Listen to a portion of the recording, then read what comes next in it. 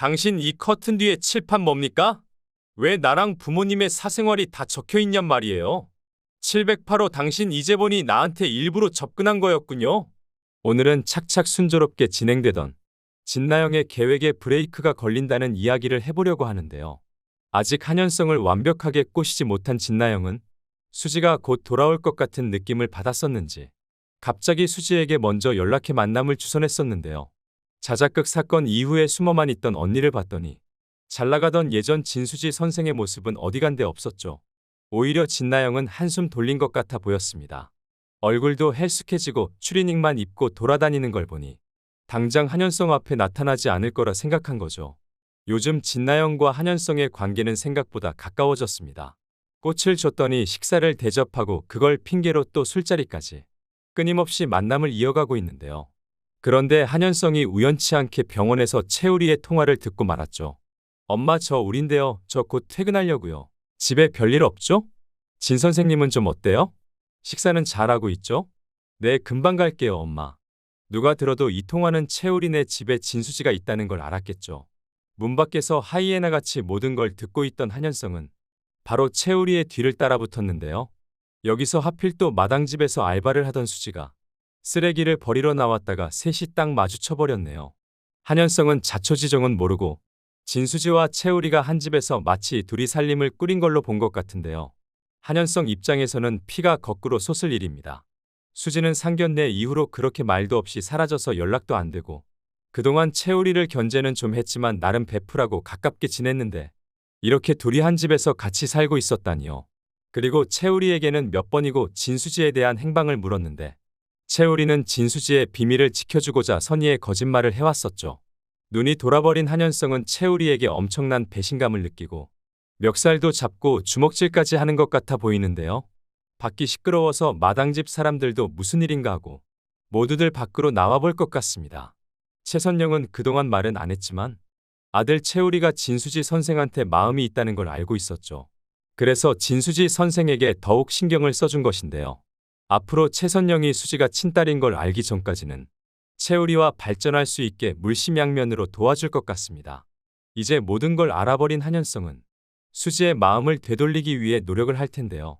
하지만 수지는 이미 상견례 이후 마음의 문을 완전히 닫은 것 같죠. 한현성은 몇 날 며칠 출근도 안 하고 술독에만 빠져 살 것 같은데요.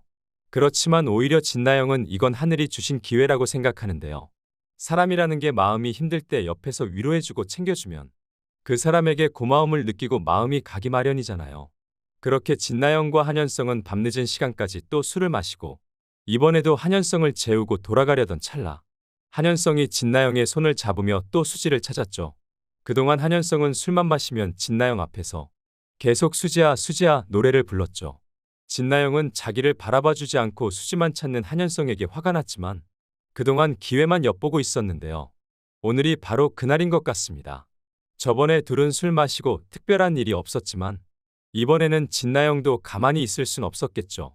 한현성이 수지의 은신처까지 알아버렸고 가만히 두면 진나영의 계획이 수포로 돌아갈 수도 있는 상황인데요. 뭔가 둘 사이에 확실한 포인트가 필요한 타이밍입니다. 이번에야 말로 한현성과 진나영은 돌이킬 수 없는 실수를 저질러 버릴 것 같은데요. 한현성도 자신을 계속 밀어내는 진수지보다 옆에서 물심양면으로 자기를 챙겨주는 진나영에게 조금씩 마음이 가는 중인 것 같기도 하고요. 한현성이 그렇다고 10년 넘게 좋아한 진수지를 바로 잊지는 못할 것 같고 두 여자를 마음에 품을 것 같은데요. 진나영 입장에서는 이 정도면 반은 성공한 거라고 볼 수 있겠죠. 둘은 이제 동네 이웃을 넘어서 매우 가깝게 지내며 아주 서로의 집을 자기 집 안방처럼 스스럼 없이 오갈 것 같네요. 진나영의 칠판에 적힌 다음 계획은 일부러 가전제품이나 전구, 그리고 가구 같은 걸 고장내는 일인데요. 한현성이 아주 잠시라도 딴 생각을 할 겨를도 없이 집으로 계속 불러들입니다. 똑똑똑 저 혹시 지금 바쁘세요? 저희 집 전구가 나갔는지 불이 안 들어와요. 혹시 도와주실 수 있으세요? 똑똑똑 저희 집 화장실 수압이 좀 약한데 한번 봐주실 수 있으세요? 아주 하루에도 몇 번씩 한현성을 집으로 불러들일 것 같은데요. 그런데 마음이 조급해진 진나영은 엄청난 실수를 할 것 같습니다. 708호 오피스텔에는 창문도 없는데 이상한 암막 커튼이 있죠. 의아하게 생각한 한현성은 이 커튼을 열어보고 아주 기겁을 할 것 같습니다. 아니 자신을 비롯해서 아버지와 어머니의 사생활까지 모두 적혀 있는데요. 이건 범죄 영화에서나 보던 건데 이게 왜 앞집 여자한테 있을까요? 한현성의 머리는 복잡해지기 시작하겠죠. 708호 당신 이 커튼 뒤에 칠판 뭡니까? 왜 나랑 부모님의 사생활이 다 적혀 있냔 말이에요. 이제 보니 나한테 일부러 접근한 거였군요? 도대체 이게 뭔지 정확히 설명해 보세요. 제대로 설명하지 못하면 지금 당장 경찰 부르겠습니다. 이렇게 된 상황에서 진나영은 괜한 거짓말로 일을 부풀리기보단 이제 어느 정도 서로 호감도 생긴 상황이니 솔직하게 이야기를 털어놓을 것 같은데요. 현성 씨 사실 저는 진수지 동생 진나영이에요. 이름을 알려주지 못한 이유는 제가 진수지의 동생이기 때문이었어요. 처음에 방송국에서 현성 씨를 보고 호감을 가지게 됐어요. 수지 언니의 애인이라고는 꿈에도 생각하지 못했고요. 제가 듣기로는 매니저라고 이야기 들었거든요. 그때부터 오고 가며 볼 때마다 호감이 생겼었는데 나중에 언니랑 현성 씨가 상견례를 한다고 하더라고요. 그래서 저도 마음을 접으려고 했는데 그 후에 엄마한테 들어보니 상견례도 파투났고 언니한테도 물어보니 현성 씨랑 완전히 헤어졌다고 이야기 들었어요. 그래서 현성 씨가 좋아서 앞집으로 집까지 구해서 이렇게 온 거예요. 다른 나쁜 뜻은 없으니 오해는 없으셨으면 좋겠어요. 그럼 우리 부모님들 사생활은 여기에 왜 적어둔 거죠? 그것도 설명해 보세요. 아, 그건 제가 해들병 원장님이랑 해들재단 이사장님께도 미리 얼굴을 좀 비추고 점수 좀 따보려고 그런 거예요. 현성 씨 집안에 비하면 저희 집안과 저는 터무니없이 부족한 거 아시잖아요. 제가 할 수 있는 방법은 어른들께 점수 따는 방법이라고 생각했어요. 그러니깐 제 말 좀 믿어주시고 오해 푸세요.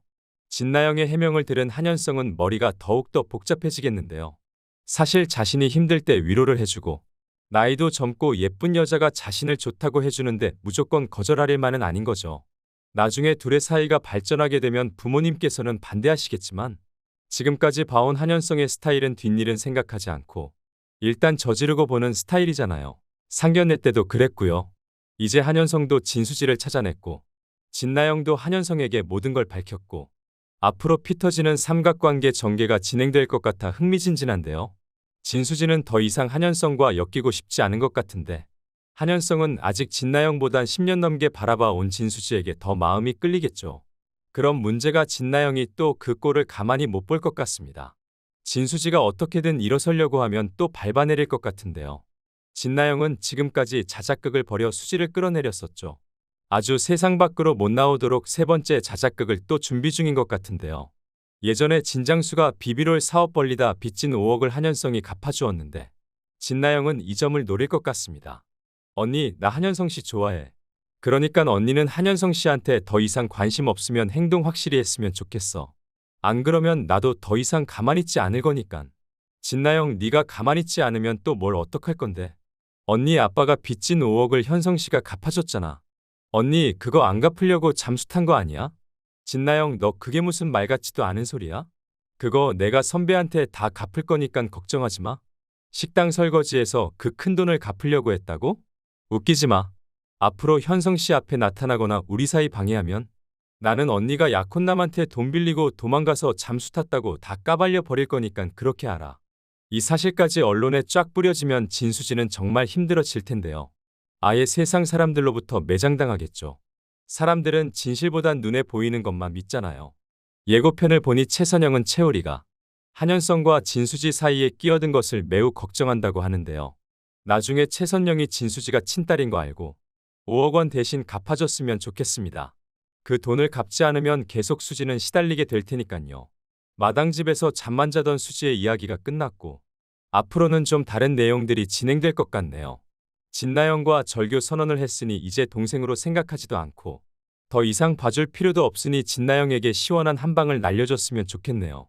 구독과 좋아요를 눌러주시면 제가 영상을 만드는데 큰 힘이 됩니다. 시청해주셔서 정말 감사합니다.